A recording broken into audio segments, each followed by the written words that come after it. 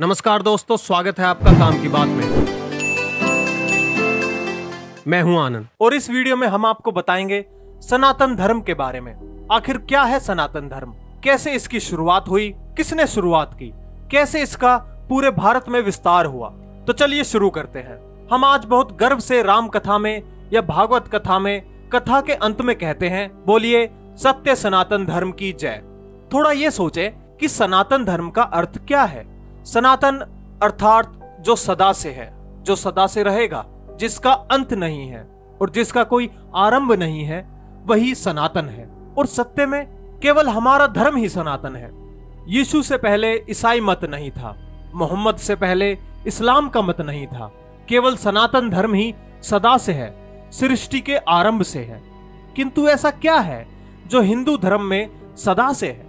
श्री कृष्ण की भगवत कथा श्री कृष्ण के जन्म से पहले नहीं थी, अर्थात श्री कृष्ण की भक्ति सनातन नहीं है। श्री राम की रामायण तथा रामचरितमानस भी श्री राम के जन्म से पहले नहीं थी, अर्थात श्री राम भक्ति भी सनातन नहीं है। श्री लक्ष्मी भी यदि प्रचलित सत्य और असत्य कथाओं के अनुसार भी सोचे तो समुद्र मंथन से पहले नहीं थी, अर्थात लक्ष्मी पूजन भी सनातन नहीं है। गणेश जन्म से पूर्व गणेश का कोई अस्तित्व नहीं था, तो गणपति पूजन भी सनातन नहीं है। शिव पुराण के अनुसार शिव ने विष्णु व ब्रह्मा को बनाया, तो विष्णु भक्ति व ब्रह्मा भक्ति सनातन नहीं है। विष्णु पुराण के अनुसार विष्णु ने शिव और ब्रह्मा को बनाया, तो शिव भक्ति और ब्रह्मा भक्ति सनातन नहीं है। ब्रह्म पुराण के अनुसार ब्रह्मा ने शिव और विष्णु को बनाया, तो विष्णु भक्ति और शिव भक्ति सनातन नहीं है। देवी पुराण के अनुसार देवी ने ब्रह्मा, विष्णु और शिव को बनाया, तो यहाँ भी तीनों की भक्ति सनातन नहीं रही। यहाँ थोड़ा विचार करें कि ये सभी ग्रंथ एक दूसरे से बिल्कुल उल्टी बात कर रहे हैं, तो इनमें से अधिक एक ही सत्य हो सकता है, बाकी झूठ। लेकिन फिर भी सब हिंदू इन चारों ग्रंथों को सही मानते हैं। अब इसे सौभाग्य कहें या दुर्भाग्य, इसका निर्णय मैं आप पर छोड़ता हूँ। फिर ऐसा सनातन क्या है जिसका हम जय घोष करते हैं? वो सत्य सनातन है, परमात्मा की वाणी।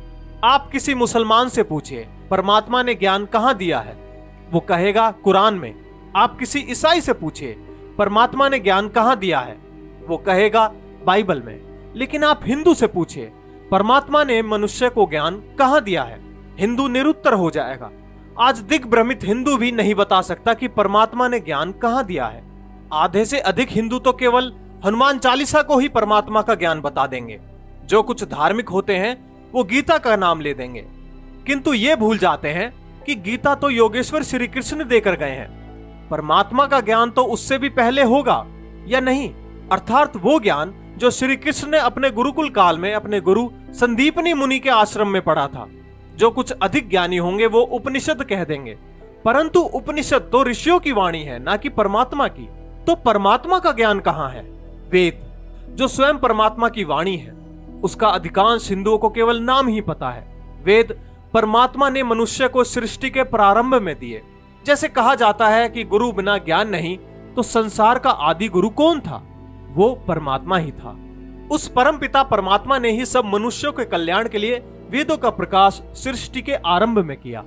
जैसे हम नया मोबाइल लेते हैं, साथ में एक गाइड मिलती है कि उसे कैसे चालू करें, किस प्रकार से इस्तेमाल करें, इस स्थान पर ना ले जाएं, इस स्थान पर ले जाएं, ऐसी चीजों के साथ ना रखें आदि।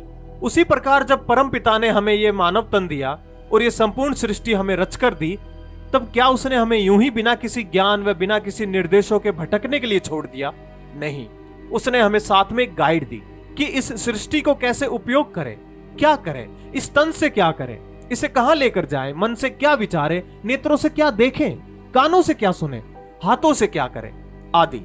उसी का नाम वेद है। वेद का अर्थ है ज्ञान। परमात्मा के उस ज्ञान को आज हमने लगभग बुला ही दिया है। वेदों में क्या है? वेदों में कोई कथा कहानी नहीं है, ना तो श्री कृष्ण की ना श्री राम की। वेद में तिनके से लेकर परमेश्वर पर्यंत वह संपूर्ण मूल ज्ञान विद्यमान है जो मनुष्य को जीवन में आवश्यक है। मैं कौन हूँ? मुझ में ऐसा क्या है जिसमें मैं की भावना है? मेरे हाथ, मेरे पैर, मेरा सिर, मेरा शरीर, पर मैं कौन हूँ? मैं कहां से आया हूँ? मेरा तन तो यही रहेगा, तो मैं कहां जाऊंगा? परमात्मा क्या करता है?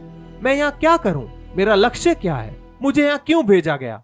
इन सब का उत्तर तो केवल वेदों में ही मिलेगा। रामायण, भागवत, महाभारत आदि तो सारी ऐतिहासिक घटनाएं हैं जिनसे हमें सीख लेनी चाहिए और इन जैसे महापुरुषों के दिखाए सन्मार्ग पर चलना चाहिए। लेकिन उनको ही सब कुछ मान लेना और जो स्वयं परमात्मा का ज्ञान है उसकी अवहेलना कर देना केवल मूर्खता है। ये हमारी छोटी सी कोशिश थी आपको अपना धर्म यानी सनातन धर्म समझाने की। आशा है कि आप इस जानकारी को हर हिंदू और हर सनातनी के पास साझा करेंगे, क्योंकि ये जानकारी हर हिंदू के पास या हर भारतीय के पास होनी जरूरी है। और वर्तमान में तो इसकी जानकारी होना अति आवश्यक है, क्योंकि जैसे एक षड्यंत्र के तहत हिंदुओं को हीन बनाया जा रहा है और उनको उनके ही सनातन धर्म के खिलाफ भड़काया जा रहा है, जल्द ही हिंदू सिर्फ इतिहास बनकर रह जाएंगे। और जो कुछ लोग ये बोलते हैं कि हिंदू कभी खत्म नहीं हो सकते, वो जीवन पर्यंत तक रहेंगे, तो मैं आपको बता दूं आज दुनिया में हिंदुओं का सिर्फ एक ही देश है और वो भी सिर्फ अनौपचारिक रूप से। पहले सनातन धर्म सिर्फ भारत में नहीं अपितु आधे विश्व में फैला हुआ था, जैसा कि आप इस मानचित्र में देख सकते हैं। लेकिन आज हम बहुत सिकुड़ गए हैं। इसलिए इस जानकारी को जितना हो सके उतना शेयर करें, व्हाट्सएप पर, फेसबुक पर, ट्विटर पर, या फिर आप इसे डाउनलोड करके अपने यूट्यूब चैनल पर भी डाल सकते हैं। हमारा मकसद है जानकारी फैलाना, इसलिए इसे खूब शेयर करें, दूसरे लोगों को दिखाएं। आपसे बस इतनी सी आशा है। और साथ ही साथ इस चैनल को सब्सक्राइब करना ना भूलें, क्योंकि मैं आपके लिए लेकर आता हूं बहुत ही महत्वपूर्ण और आवश्यक जानकारियां। मिलते हैं आपसे अगले एपिसोड में, तब तक के लिए नमस्कार।